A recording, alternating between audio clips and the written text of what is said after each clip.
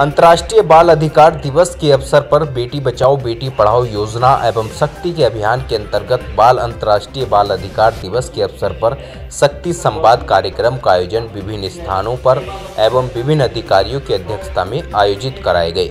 महिला कल्याण विभाग के द्वारा, जिसमें जिलाधिकारी नीतीश कुमार एवं प्रेमी IAS रीजन अहमद, SDM आंवला और जिला प्रोबेशन अधिकारी नीता अरिहार ने ब्लॉक प्रमुख के द्वारा आलमपुर जाफराबाद ब्लॉक सभागार में शक्ति संवाद कार्यक्रम का आयोजन किया गया, जिसमें मुख्य अतिथि जिलाधिकारी महोदय द्वारा छात्र छात्राओं के कई प्रश्नों के जवाब दिए और बच्चों ने जो उनसे जानकारी प्राप्त की। बहुत सारे प्रश्न कैरियर से संबंधित, काउंसलिंग से संबंधित, रिजर्वेशन से संबंधित और कैसे वह भविष्य में आगे बढ़ें, कैसे अपना फ्यूचर के लिए गोल निर्धारित करें कि उनको स्कॉलरशिप मिल सकती है आदि विषयों पर बहुत सारे छात्र छात्राओं ने जिलाधिकारी महोदय से सवाल पूछे और जिलाधिकारी महोदय ने विस्तार से सरल शब्दों में परीक्षा एवं अन्य नेताओं को पास करने के लिए और ज्ञान प्राप्त करने के लिए शिक्षा के महत्व पर बच्चों को बहुत ही सरल और सहज शब्दों में समझाया और शक्ति संवाद कार्यक्रम का आयोजन हुआ। बच्चों को प्रोत्साहित किया गया और अपनी इच्छा के अनुसार, रुझान के अनुसार भविष्य के लिए अपनी नौकरी और रोजगार तय करना है और जागरूक बनने के लिए प्रेरित किया। हो सकता है और उस चीज को कैसे ठीक किया जा सकता है, तो ये तीसरी चीज थी। और एक लास्ट चीज जो बच्चों की बेसिक नीड्स हैं वो बहुत इंपॉर्टेंट हो जाती है राइट्स में, चाहे उनका हेल्थ से रिलेटेड चीज़ें हों, उनका न्यूट्रिशन से रिलेटेड चीज़ें हों। तो जितनी भी सारी स्कीम्स हैं उनका एक मेन पर्पस होता है कि जो चिल्ड्रन की बेसिक नीड्स हैं उनको पूरा किया जा सके। और एजुकेशन है उसमें तो राइट टू एजुकेशन है ही, उसके साथ साथ अलग अलग स्कीम है जिसमें खासकर जो लड़कियाँ हैं उनके पढ़ने पे खास फोकस दिया जाता है। तो ये 3-4 चीज़ें हैं जो इम्पोर्टेंट होती हैं चाइल्ड राइट पर्सपेक्टिव से, और वो ही मैं आप लोगों के साथ शेयर करना चाहूँगा। IAS IPS वो किसी की अलग धारणा भी हो सकती है। अगर कोई चाहे तो सेलेक्ट IPS भी कर सकता है, IPS भी कर सकता है, लेकिन अमूमन जो मेरिट लिस्ट में सबसे पहले जो है IAS फिल करते हैं लोग। इसलिए अगर कोई आप चाहते हैं कि IPS बनना है तो आप मेरिट में अच्छा आके भी आप IPS सेलेक्ट कर सकते हैं, वो आपका चॉइस होगा अगर आप मेरिट में अच्छा है। IAS अभी सिविल सर्विसेज में सबसे टॉप लेवल का सर्विस है। IAS सबसे पहले वही फिल होता है, इसलिए अभी माना जाता है कि सबसे टॉप वही है। कल के दिन में ये हो सकता है कि लोग IPS या IAS ऑप्ट करने लगे तो टॉप वो सर्विसेज हो जाता है। लेकिन अभी जो अपॉर्चुनिटी है, काम करने की जो क्षमता है, क्षेत्र का विविधीकरण है, बहुत बड़े क्षेत्र पे आपको काम करने का अवसर मिलता है, तो अभी लोग IAS ऑप्ट कर रहे हैं और कई लोगों की इच्छा होती है कि अलग भी ऑप्ट कर सकते हैं, लेकिन बहरहाल अभी स्थिति ये है। इसके पश्चात मुख्य विकास अधिकारी महोदय की अध्यक्षता में राजकीय महिला को संवाद कार्यक्रम के अंतर्गत किया गया।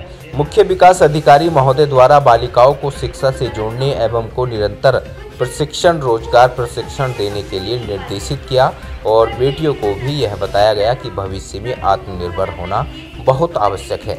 इसके साथ ही महिला कल्याण विभाग द्वारा ऑनलाइन वेबिनार कार्यक्रम किया गया था, जिसमें बहुत सारे बच्चों ने, छात्र छात्राओं ने, NGO ने सहयोग किया, जिसमें और अधिकारी द्वारा बच्चों को बहुत सारी जानकारी दी गई और मेंटल हेल्थ के महत्व को बताया गया। साथ ही कई अन्य ने भी बढ़ चढ़कर अंतर्राष्ट्रीय महिला दिवस के कार्यक्रम में संवाद के अंतर्गत कार्यक्रम आयोजित किए गए। प्रोग्राम क्या हुआ? जैसे कि आपने देखा है कि आज मिशन शक्ति अभियान के अंतर्गत बेटी बचाओ बेटी पढ़ाओ योजना और अंतर्राष्ट्रीय बाल अधिकार दिवस के अवसर पर शक्ति संवाद कार्यक्रम का आयोजन महिला कल्याण विभाग के द्वारा ब्लॉक में, स्कूलों में और तहसीलों पर आयोजित कराए गए हैं।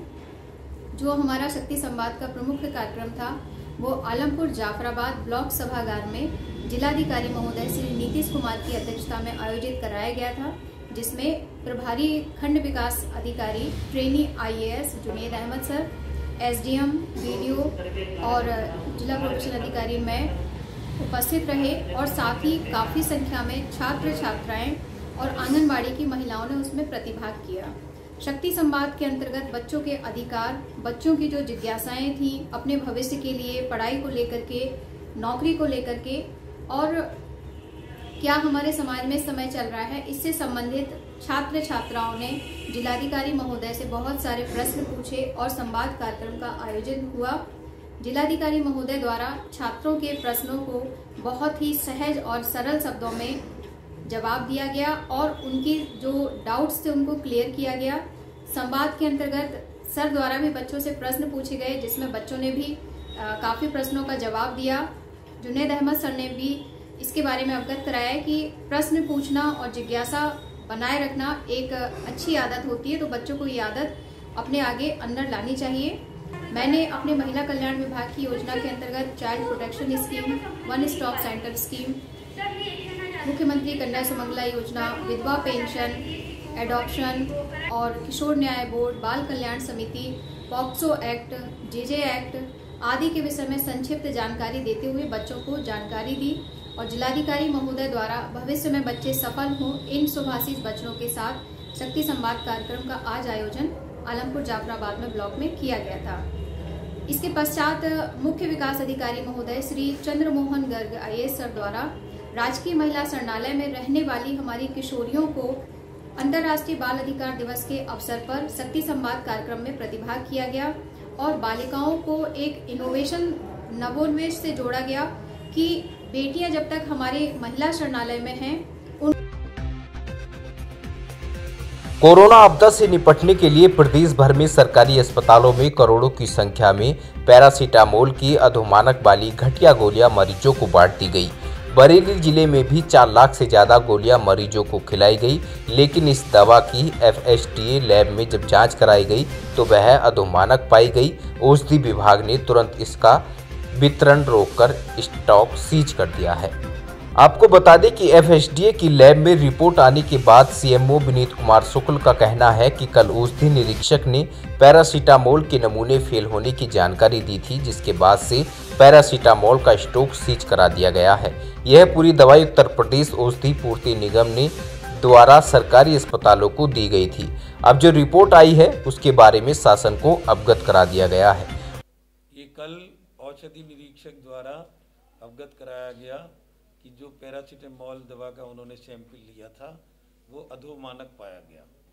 ये दवाएं हमारे यहाँ Uttar Pradesh medical cell supply corporation द्वारा प्रदान की जाती है। ये पैरासीटामोल भी मेडिकल सप्लाई कॉरपोरेशन द्वारा दी गई थी। इस विषय में मेडिकल सप्लाई कॉरपोरेशन को पत्र लिखकर सूचित कर दिया गया है। इसके वितरण को रोक दिया गया है और जो दवाएं पहले ही ब्लॉक में वितरित कर दी गई थी, ब्लॉक में निर्देश दे दिए गए हैं कि इनको प्रयोग न किया जाए और वापस मुख्यालय भिजवा दिया जाए। सर, पैरासीटामोल की सप्लाई कब आई थी और कब इस पूरे मामले की जानकारी हुई? उसके बाद ये सप्लाई मई जून में आई थी। सप्लाई अब यहाँ ड्रग वेयर हाउस बना हुआ है कॉरपोरेशन का, वहीं से हम लोग ये दवा लेते हैं आवश्यकता अनुसार। और इस मामले की जानकारी तो कल ही हुई है, क्योंकि कल ही औषधि निरीक्षक की रिपोर्ट आई। सर, क्या माना जाना चाहिए कि इस वजह से मरीजों को नुकसान हुआ होगा कि जो दवा देना चाहिए थी और जो फायदा होना चाहिए था वो नहीं हो पाया? नुकसान तो नहीं होता है, क्योंकि जो मात्रा मानक के अनुरूप होनी चाहिए उससे कम मात्रा पाई गई है, तो नुकसान का तो प्रश्न नहीं है। लेकिन जो अपेक्षित प्रभाव दवा का होना चाहिए उससे कुछ कम प्रभाव हुआ होगा, ऐसा अवश्य। कौन सी कंपनी थी और कहाँ से सप्लाई लाई गई? ये कंपनी के विषय में लिखा है इसमें, मैं आपको देख के बता सकता हूँ। बरेली से ऋषिपाल गंगवार की रिपोर्ट।